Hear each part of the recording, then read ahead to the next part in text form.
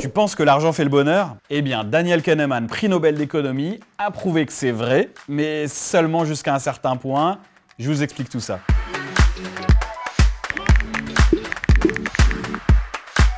Alors Kahneman et Deaton, son collègue, ont mené une étude célèbre en 2010 qui montre que le bien-être augmente avec le revenu, mais seulement jusqu'à peu près 75 000 $ par an, ce qui fait à peu près 5 000 € par mois. Au-delà, gagner plus d'argent ne va pas améliorer votre bien-être émotionnel au quotidien. Bon après, évidemment, ce chiffre dépend de l'endroit où vous habitez. 5K à Paris ou à la campagne, c'est pas du tout la même vie. Et puis avec l'inflation, il faudrait ajuster cette somme à la hausse, à peu près dans les 7 000 € par mois. Alors pourquoi un tel plafond?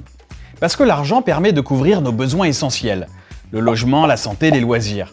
Mais une fois qu'on n'a plus de stress financier, avoir plus d'argent ne va pas vous rendre forcément plus heureux. Une fois que vous avez un bel appart, une belle voiture et que vous pouvez voyager de temps en temps, vous avez de quoi être heureux. La différence entre une bouteille de vin à 50 balles et une bouteille à 1000 €, elle est quasiment imperceptible pour la plupart des gens. Un voyage peut vous rendre heureux par exemple.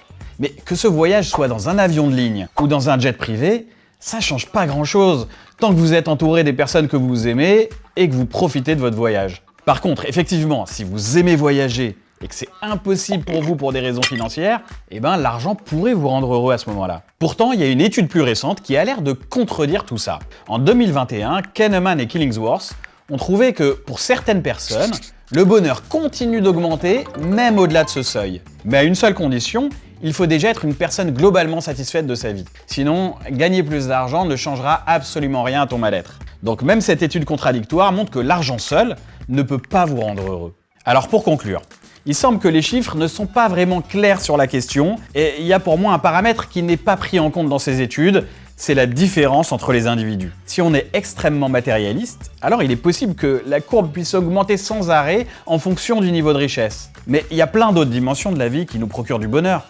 L'amitié, l'amour et surtout, je crois, la créativité. Si je vous laisse le choix entre une vie de confort à se prélasser au soleil dans une villa et une vie plus créative où vous arrivez à changer un peu le monde à votre échelle, laquelle choisissez-vous? Répondez-moi dans les coms.